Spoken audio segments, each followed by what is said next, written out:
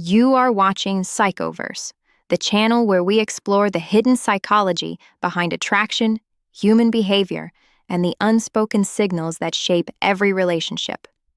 Today, we are talking about something most people have never been taught to read. Body language is one of the oldest forms of human communication, and long before words ever enter the picture, the body is already telling a story. When a woman is genuinely attracted to someone, her body responds in ways she often isn't even aware of. And one of the most revealing things she does, one of the most consistent signals across psychology and behavioral research, involves touch. Not touch directed at the other person, but touch directed at herself. Today we are going to break down exactly what that means, why it happens, and what it tells you when you know how to recognize it. Before we get into the specific signals, it helps to understand why the body communicates attraction before the conscious mind fully processes it. When we encounter someone we're drawn to, the nervous system responds almost immediately. Heart rate shifts, breathing changes slightly, blood flow increases to the skin, and the hands, which are among the most sensitive and expressive parts of the human body, begin to move in ways that self-soothe, self-stimulate, or draw attention to particular areas. Psychologists who study nonverbal behavior describe this as preening and self-touching, and it's been documented consistently across cultures and contexts. It isn't something she decides to do. It happens beneath the level of conscious choice, which is exactly why, once you understand how to read it, it becomes one of the most honest signals you'll ever encounter. The first and probably the most well-known self-touch signal is hair. When a woman reaches up and touches, adjusts, twirls, or moves her hair during a conversation with you, it is rarely as random as it looks. In behavioral research, hair touching in social contexts is consistently associated with elevated arousal and self-presentation, which essentially means the person is, on some level, managing how they appear to someone whose opinion matters to them. The body is doing something very specific here. It's drawing subtle attention to the face and neck, areas that in attraction psychology carry significant visual weight, while simultaneously releasing a small amount of nervous energy.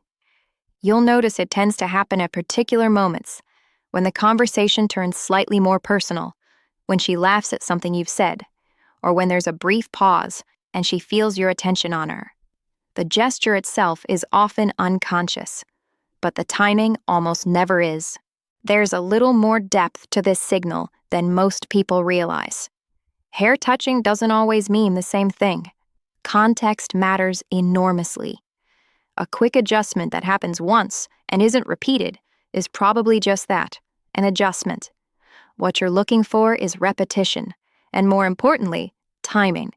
When the gesture clusters around moments of connection, when you say something that lands, when your eyes meet for a beat longer than usual, when she's laughing and her hand moves up almost automatically, that's when it shifts from a habit into a signal. There's also a variation worth noting: the neck exposure. When a woman sweeps her hair back or to one side, lingering at the back of her neck, behavioral researchers describe it as one of the most clearly submissive and interest-communicating gestures in the human repertoire. It's an unconscious display, rooted in very old social biology.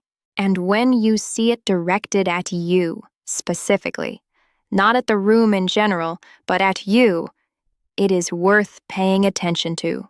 The neck and collarbone are areas of the body with a high concentration of nerve endings, which makes them naturally sensitive to touch. When a woman reaches up and lightly touches her own neck or collarbone during a conversation, not adjusting jewelry, not scratching, but a gentle, almost absent-minded contact, it is one of the more telling signals in the nonverbal vocabulary of attraction. What the body is doing here is twofold. First, the touch itself is self-soothing. It's a small way of managing the heightened physical sensation that comes with attraction, a kind of quiet release of nervous energy. Second, and perhaps more interestingly, it draws visual attention to that area. In attraction psychology, The neck and collarbone are considered high display zones, areas associated with vulnerability and openness, and unconsciously directing touch there in someone's presence is a form of display behavior. But her body is doing it anyway. And that gap between intention and behavior is exactly what makes it such an honest signal. Most people know the obvious version of this signal, the dramatic hair flip, the hand resting at the throat, but the version that actually tells you the most is far more subtle, and it's the one most men completely miss. It's a fleeting touch, just a finger or two, barely a second, often dismissed as a nervous habit or a meaningless gesture. But in behavioral analysis, it's the brevity that makes it significant. The more unconscious the touch, the more genuine the signal. When a woman is performing attraction for a reason, when she's aware of what she's doing and doing it deliberately, the gestures tend to be larger and more obvious. When the touch is small, quick, and clustered around moments of genuine connection, it's the body communicating without the mind's involvement. That distinction matters. You're not looking for the gesture that's designed to be seen. You're looking for the one that wasn't. A third signal is the one that gets the least attention, and in some ways, it communicates the most. The inner wrist and forearm are among the most sensitive areas of the human body, and they also carry a particular significance in the nonverbal language of attraction. Historically and across cultures, the exposure of the inner wrist has been associated with openness and vulnerability. It's one of the areas the body instinctively protects when threatened, and one of the first it exposes when it feels safe. When a woman touches or absent-mindedly strokes her own inner wrist or forearm during a conversation, or when she rests her arm in a way that keeps the inner wrist visible and oriented toward you, it's a signal worth noting. It's a display of comfort. It's the body saying, I feel safe enough with this person to be open. And in the context of attraction, that feeling of safety is not incidental, it's actually central to what draws one person deeply toward another. Let me give you a scenario that will probably feel familiar once you hear it. Two people meet at a social event.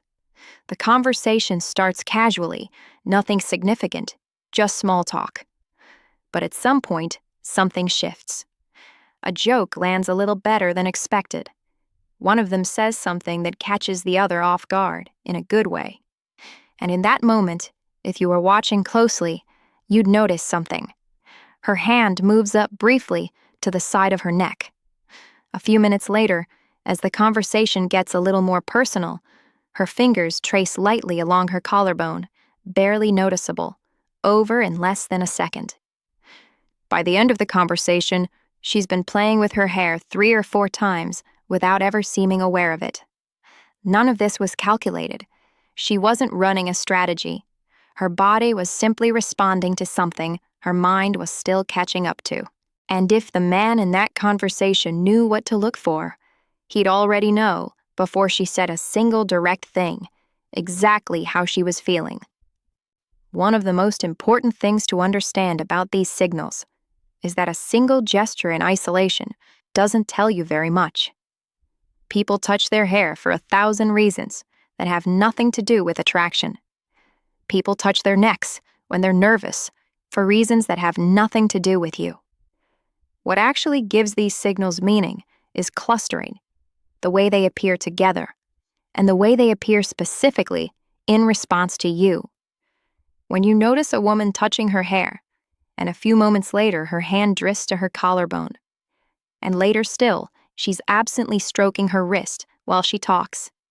And all of this is happening in moments of genuine connection within your conversation. That pattern is something different from any one gesture on its own. Behavioral researchers call this signal clustering, and it's considered far more reliable than any single isolated cue. You're not looking for one tell, and patterns are much harder to fake than individual gestures. Here's something that surprises a lot of people when they first hear it. The nervous energy that shows up in these self-touching gestures isn't a sign that something is going wrong. It's actually a sign that something is going right. Attraction creates a specific kind of physiological arousal, elevated heart rate, heightened sensory awareness, a small but real increase in physical self-consciousness. And when that energy has nowhere obvious to go, the body routes it through movement, particularly self-touch. So when she's playing with her hair a little more than usual, or her hands are more active near her face and neck than they would be in a neutral conversation, that's not anxiety in the negative sense.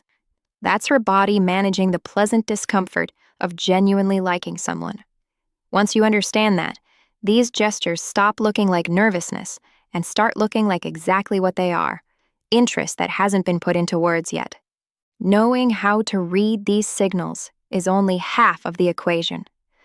The other half is knowing how to respond to them, because the wrong response can undo everything the signal was pointing toward. The worst thing you can do when you notice these cues is overreact to them, make a comment about it, suddenly become more intense, or start behaving as if you've just confirmed something and now need to act on it immediately. That kind of abrupt shift in energy reads as insecurity, and insecurity is the fastest way to dissolve the very thing you're responding to. What actually works is simpler and more counterintuitive. Continue doing exactly what you are doing, because whatever you are doing in that moment is what produced the signal in the first place. Stay in the conversation. Stay curious. Stay present. The signals will continue and likely deepen, not because you chased them, but because you gave them space to.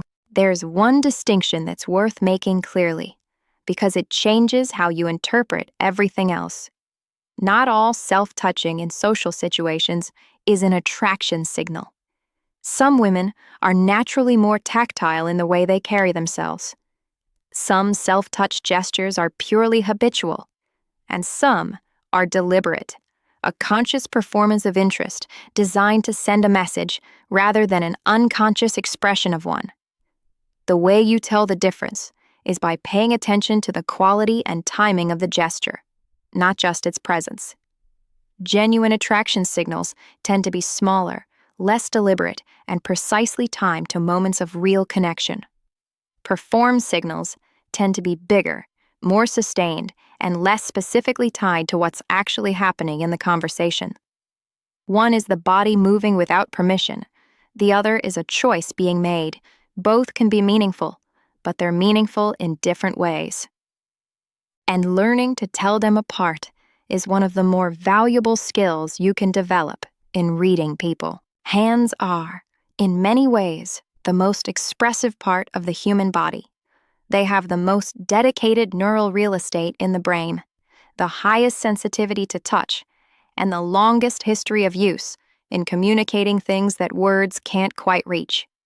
When a woman's hands move toward herself in your presence, when they settle near her face, her neck, her wrist, they are carrying information that precedes language.